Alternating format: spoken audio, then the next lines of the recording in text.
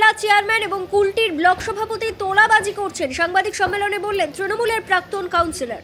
আসানসোলের পৌর নিগমের কুলটি বিধানসভার অন্তর্গত কুলটির 63 নম্বর ওয়ার্ডের কাউন্সিলর সেলিম আক্তার আনসারি নিজের এলাকা ছেড়ে চলে গিয়েছে দীর্ঘ 2 মাস থেকে। এই বিষয় নিয়ে কুলটির 63 নম্বর ওয়ার্ডের প্রাক্তন কাউন্সিলর আক্তার হোসেন আজ দুপুরে কুলটিতে এক সাংবাদিক সম্মেলন করে বললেন, পশ্চিম বর্ধমান জেলার তৃণমূলের চেয়ারম্যান উজ্জ্বল চ্যাটার্জি এবং কুলটি ব্লক তৃণমূল কংগ্রেসের সভাপতি কাঞ্চন রায় তোলাবাজি করছেন।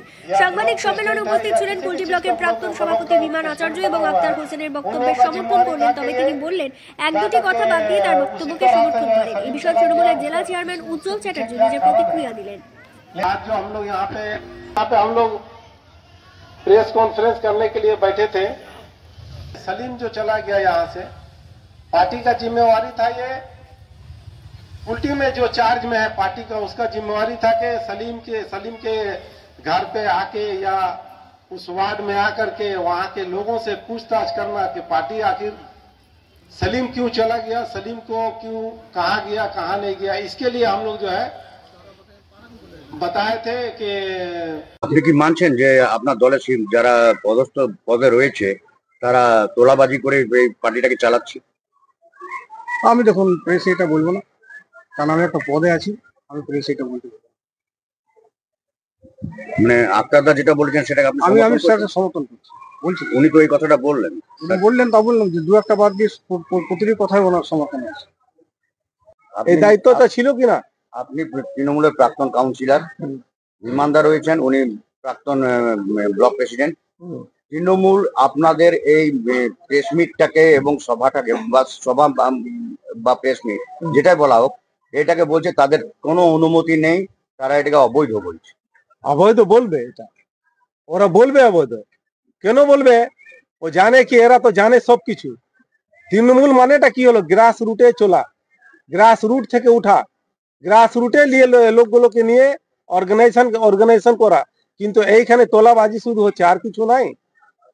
এই দুজনাকে বসিয়ে দিয়েছে, তোমরা তোলাবাজি করো, পার্টি জাহান্নামে যাক। আজকে বলুন কুলটিতে মাইনাস আমরা কত আছি, তৃণমূল কত মাইনাস আছে? 35,000।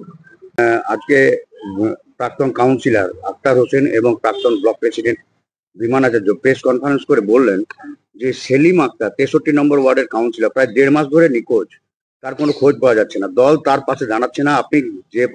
আপনি দলের চেয়ারম্যান ডিস্ট্রিক্টের, যে পরে আপনি কোনো খবরও পর্যন্ত তাদের নেন। সেই ওয়ার্ডে যারা আছে ছেলেরা তারা জানে আমরা খবর রাখছি কিনা, আর খবরটা পাবো কোথায়, কে কোথায় চলে গেল কাউকে বলে তো যাই নাই, আর কেন চলে গেল তো আমরা জানি না, কাউকে পাবো। লোকের মুখে শোনা যাচ্ছে, অনেকে বলছে, আমি জানি না সঠিক, অনেকেই বলছে ওই এলাকায় যে প্রচুর টাকা ধার দেনা করে সে পালিয়েছে এবং রাতের অন্ধকারে সে মানে নিজের বাড়ি থেকে পালিয়েছে।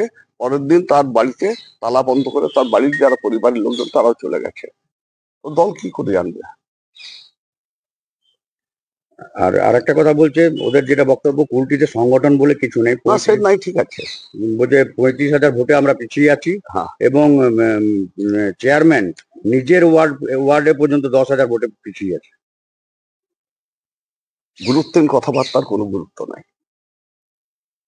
10,000 ভোটে আমার ওয়ার্ডে পিছিয়ে আছে লেখে লিখ না, গিয়ে রেজাল্ট গুলো বার করুক। আর 3টে ওয়ার্ডের দায়িত্ব যারা নিয়েছিল তারা কি করেছে সেটা বের করুক। একমাত্র এলাকার মধ্যে আমার একটা ওয়ার্ড, যে এই ওয়ার্ডে যেখানে থাকি সেটা একমাত্র ভোটে লোকসভা ভোটে একমাত্র জিতেছিল। এই ওয়ার্ডে এতগুলোর মধ্যে একমাত্র জিতেছিল। আর বিধানসভা ভোটে আমার ওয়ার্ড থেকে 800-র বেশি ভোটে লিড দিয়েছিল।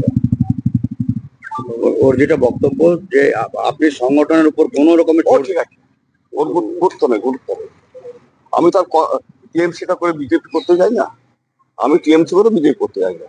ওদেরকে নেতা বলে যারা নিয়ে যাচ্ছে না চোখ, তারা আবার ফল ভোগ করবে। আমি ওসব গুরুত্ব দেবো না ভাই, আমি কিছু বলতেও যাবো না। এটা কি আলাদা মানে একটা বার্তা যাচ্ছে না যে দুটো কোনো বার্তা না, কোনো বার্তা কিছু ব্যাপার নাই। গোষ্ঠী কোন্দলের ভোট যেহেতু বিধানসভা আসছে, সেরকম আবার শুরু হচ্ছে।